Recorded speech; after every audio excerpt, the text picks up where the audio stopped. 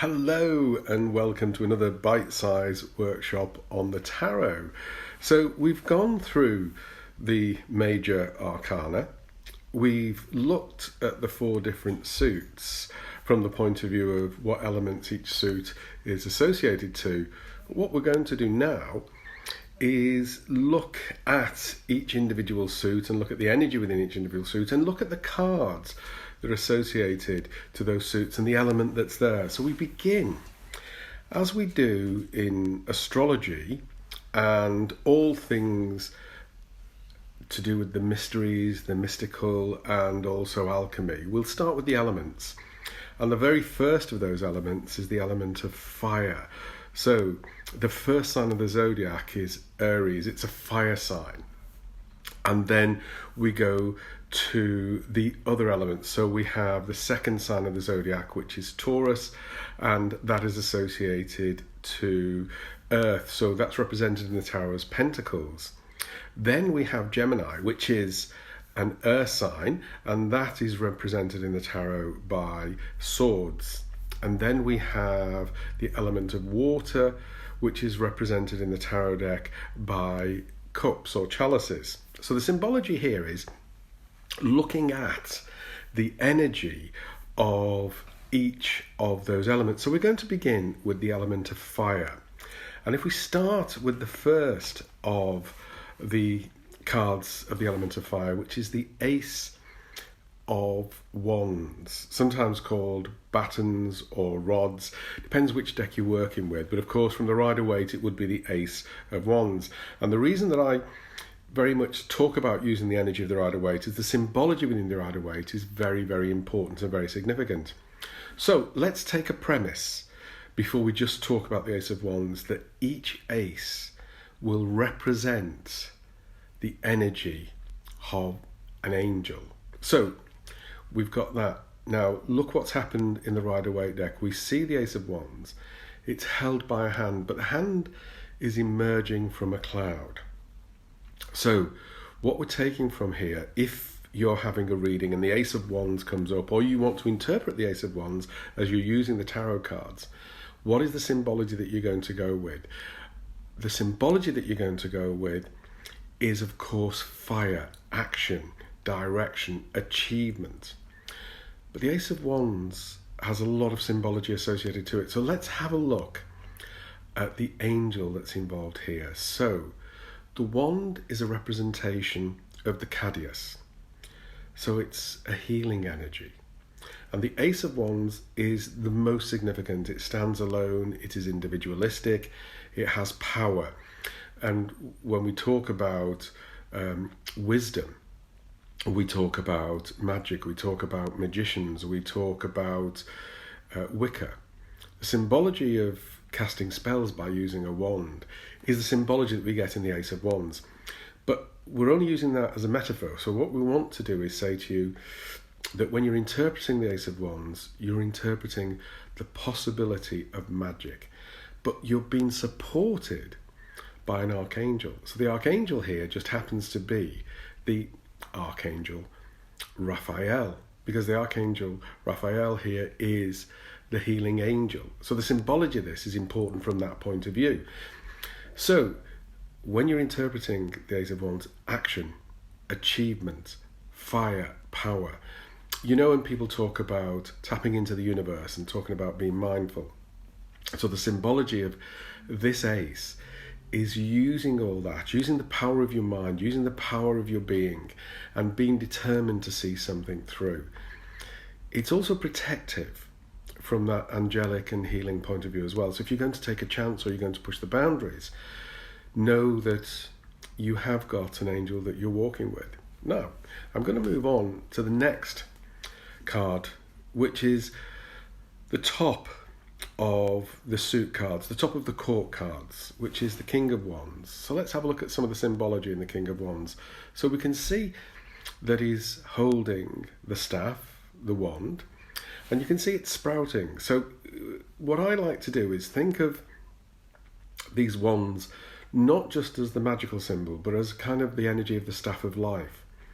And very often the wands that we see in the suit of wands are associated to the energy that is the staff of life. So that staff of life here being a hop pole.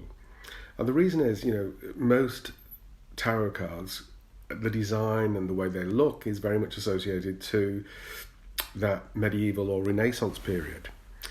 And if we think about most of Northern Europe, a great staple for everyday people was beer. So the hop pole becomes very important there. It's supportive, it's stable. Now let's look a little bit more at the king. He's seated on a throne. His robes are bright and glowing. We've got this orange. We've got the green that reminds us that he's not disconnected from the earth. But we see a little salamander at his feet. We also see that his throne is made up of lions and salamanders. But this is associated to all the fire energies: Aries, Leo, Sagittarius. So we take from this the lion, which is associated to the energy of Leo, the salamander for Aries, but the staff, the wand, that is associated to Sagittarius. So we've got all the fire elements in it. So a king, the interpretation, taking control, being in charge, taking responsibility, but we're actually opening up opportunity and having decisions that are dynamic, life-changing, and powerful. So the symbology of this King of Wands is all of those things, but depending on where it falls within the spread, its meaning can slightly alter and change. But the main thing is, if you're interpreting it for yourself, or you're seeing it come up in a reading, it is dynamic energy. So the next of the court cards is the Queen. And the Queen of Wands, again, she sat on a throne of lions. And she, this time, rather than being in profile, she is facing us full on, but her head is turned away slightly. And this is the symbol of the purity of the Fire Queen. She really is, connected to the goddess in the deepest sense of the goddess of action. More of an Amazon than a nurturing goddess. Again, holding the staff. But in this instance, it's about professionalism. So we're looking at a queen, but this is irrespective of whether this is a male interpretation or a female interpretation. There is that kind of responsibility and that action of achievement and success. But then there's a lot of joy in here because there are sunflowers on her throne. In one hand, she holds that staff of life, the wand, the hot pole, but she's also holding a sunflower. And the sunflower is a reflection of the sun. Yes, it is the ruler of Leo, but it's also the ruler of our solar system. So this reminds us that the Queen takes that responsibility very, very strongly. Now, the little black cat is a very interesting nod to kindness. So we have here an active sort of leader, an Elizabeth I, for want of a better expression. And yet we're also reminded that she has a gentle side and a nurturing side. And when we see the symbol of the black cat, people have different views on that, and they have an idea of it may mean this, it may mean that. But what we want to take from this is the energy of what it really means for you.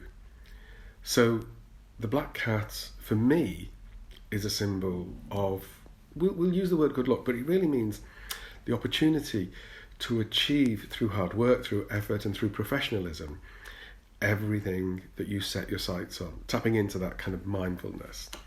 So let us now move to the Knight. So the Knight of Wands, so we see him here, and he really is on this wonderful charger, and his tabard is symbolised very interestingly by the salamander, and this is showing us his energy. But because he's riding a horse, it takes us to Sagittarius rather than the Aries energy. The plume that comes from his head is orange, almost like a flame rather than feathers in that plume. He holds the staff upright. He's not pointing it out, he's not charging. This is, for want of a better expression, a knight in shining armour. He's being protective, he's being helpful, he's making things better. He's lifting the vibration around not just you as an individual, but everybody at your church. But he's also giving you the responsibility to be the best you can be. So we take that very much from there. But the energy of this is kind of not really so much Leo, not really so much Aries, though does include those fire elements from the zodiac. It really is the Sagittarian, to see things in straight lines, to accomplish almost anything. And because of the sort of energy of Sagittarius being the quality of mutable, it means, things have been created, things have been fixed as they're meant to be. But then it means life evolves, life changes, life moves in different directions. So that's what we're getting from here. Now, we shall move on to the most youthful energy. Now, at this point, I'm going to mention that the Knight and the Page have come together in the ordinary deck of playing cards as the Jack. But here the Page shows us something. Yes, he's in profile. Yes, he's got his tabard. And his cape is interesting because it's red and orange mixed. The landscape seems parched around him. And there's a reason for that, because he's associated more than anything to the symbology of Aries, the beginning, the cardinal energy, the creation. So out of something that is parched, bringing in something that is alive and fresh and full of powerful energy. It's also interesting that in his cap, and it is a cap rather than a helmet, even though it seems to shimmer a silver, there is the feather, and that's that symbology, isn't it? To have a feather in your cap is a nod to achievement, success. So he's been through the apprenticeship, he has now achieved, but it is about that youthful energy. And wherever you are in life, wherever age you are, when the Page comes up in you, it's invigorating you with power, strength, energy. But because it's wands, the symbology here is fire, a beginning, an upliftment, be able to make things happen. And though we can't see where he's looking, it's interesting that he's grasping this wand with both hands very firmly. And is that because, unlike the Knight, the Queen, or the King, he's not quite confident with his own element, with using it well, and that youthfulness being there, so he still needs to hold it very steady and not let it run away. But for you, in interpretation, it's very much about the opportunity of new beginnings. We see this, and it can be very often about, in the modern world, a new business, a new job, and in these challenging times that we've got going on in the world today, the fact that you can take that responsibility yourself, shed some of that sort of youthful panic and be as stoical as you possibly can be by gripping with both hands, whatever the issue or the difficulty is. Now, I'm not going to go through all of the minor arcana cards that are associated to this suit, but we will look at the 10. Now, it's an interesting symbology. You look at this character, we only see him from the back, and he's lifting up 10 wands. They're obviously very heavy because his body language is he's putting a great deal into lifting them and carry them off. But actually, the symbology of this can be interpreted in a number of ways. And all the minor arcana wands, that's the cards that aren't associated to the major arcana or the court cards, they are the individual pips, but the 10 contains everything. So going from the ace at the very beginning to the very end, the aces as well, but the 2, the 3, and so on. We look at the 10 and we see this character lifting these hot poles, the staff of life, lifting them up and working with them. So what we take from this is that this Page energy that he has, this character, because he's like the Page before the Page has got the feather in his cap, he's carrying with him 10 hot poles. It's a symbol of fulfillment. It's a symbol of achievement. So all those wonderful, seemingly fancy, well-to-do, high-achieving court cards don't have the wealth that the 10 has. The 10 is also a completion number that brings us back to the beginning, because in numerology, the 10 doesn't stand alone. It returns to the 1 card before we have the Ascended Masters of the 11. But the 10 in itself has a power and a strength because it has the 0 next to it, which means anything's possible added to the 1. So this is a card that talks about whatever endeavours you take on, whatever you have to struggle with, you achieve and succeed. But not only that, you get the reward. And the reward comes out of this very strongly indeed. Now, just to bring it back, we've been looking at the energy of wands, the element of fire. And that concludes the bite-sized workshop for today. So I hope you've enjoyed it. We will return with another bite-sized workshop, and the next workshop is going to be the element of earth, the pentacles, and we'll go around the meanings of those particular cards. So until then, take care, look after yourself, and I look forward to seeing you very soon. Ciao for now.